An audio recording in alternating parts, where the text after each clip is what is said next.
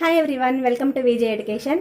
మన ప్రీవియస్ వీడియోస్లో intermediate first year students కోసం డెరివేషన్ అనే చాప్టర్ని ఎక్స్ప్లెయిన్ చేసుకున్నాం కదా. లిమిట్స్ ఎక్స్ప్లెయిన్ చేసుకున్నాం, డెరివేషన్ అంటే ఏంటో ఎక్స్ప్లెయిన్ చేసుకున్నాం. ఈ వీడియోలో డెరివేషన్కి సంబంధించినటువంటి కొన్ని ఇంపార్టెంట్ ఫార్ములాస్ ఎక్స్ప్లెయిన్ చేయబోతున్నాను. నా ఛానల్ని ఫస్ట్ టైం చూసినట్లయితే సబ్స్క్రైబ్ చేయండి, లైక్ చేయండి, షేర్ చేయండి. వీడియో చివరి వరకు చూడండి. మీకు ఒక మంచి లాజికల్ క్వశ్చన్ ఉంటుంది. ఆ క్వశ్చన్కి ఆన్సర్ తెలిస్తే కామెంట్ బాక్స్లో తెలియచేయండి. ఓకే స్టూడెంట్స్, మన ప్రీవియస్ వీడియోలో f(x) = x² అనే ఫంక్షన్కి మనం డెరివేషన్ ఫైండ్ అవుట్ చేశాం కదా. సో d/dx(x²)కి మనకి ఎంత వచ్చింది? 2x వచ్చింది. దాని నుంచి మీరు ఏం గమనించారు?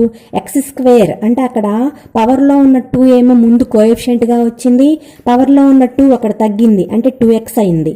అలాగనే మనం d/dx(x³ తీసుకుంటే ఏమవుతుంది? పవర్లో ఉన్న 3 ముందు కోఎఫిషియంట్గా వస్తుంది, పవర్లో 3 - 1 అంటే 2 వస్తుంది, అంటే 3x² వస్తుంది. అలాగనే d/dx(x⁴) తీసుకుంటే ఏమవుతుంది? 4 into x⁴ అంటే 4x³ వస్తుంది.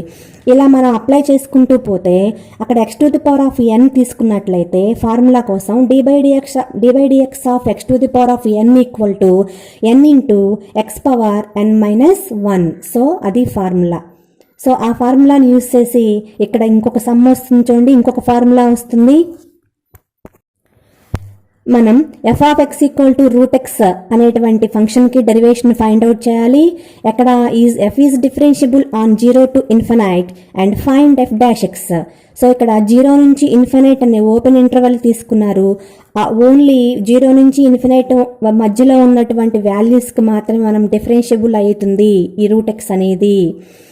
అలా తీసుకున్నట్లయితే f(x) √x తీసుకున్నాను, x⁴(1/2) రూట్ తీసేస్తే ఏమవుతుంది? x⁴(1/2) అవుతుంది.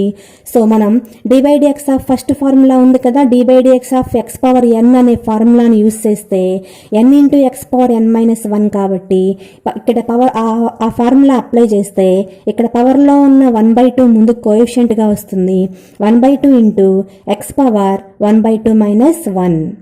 సో 1/2 into x⁻½ - 1 అంటే -½ మిగులుతుంది. సో 1/2 into 1 అక్కడ మైనస్ పవర్లో మైనస్ ఉంటుంది, రెసిప్రోకల్ అవుతుంది కదా. సో 1/2 into 1/x⁻1/2 అంటే మైనస్ అలా పాజిటివ్ అవుతుంది. సో 1/2 into 1/x⁻1/2 అంటే √x.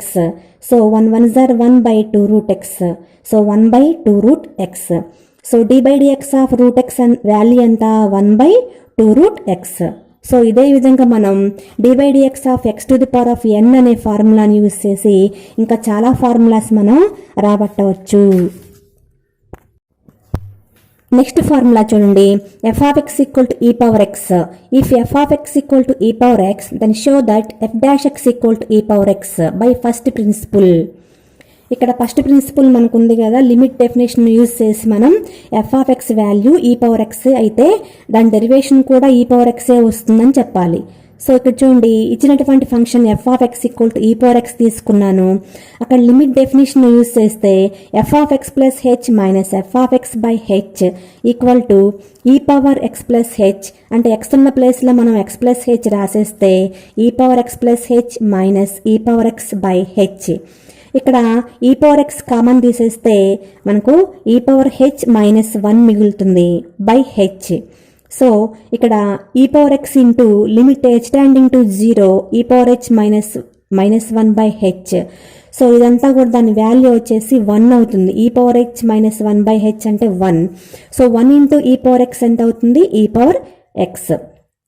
So e⁴x into 1 e⁴x. f'(x) = e⁴x. So d/dx e⁴x = e⁴x. So ఇదొక ఫార్ములా గుర్తుంచుకోండి. ఓకే స్టూడెంట్స్, వీడియో లాస్ట్లో ఒక లాజికల్ క్వశ్చన్ ఉంటుందని చెప్పాను కదా. చూడండి, look at this series 12, 11, 13, 12, 14, 13 and so on. What is the next number? దీనికి ఆన్సర్ తెలిస్తే కామెంట్ బాక్స్లో తెలియచేయండి. నెక్స్ట్ వీడియోలో మరింత ఇంపార్టెంట్ కాన్సెప్ట్తో మీ ముందుంటాను. Thanks for watching.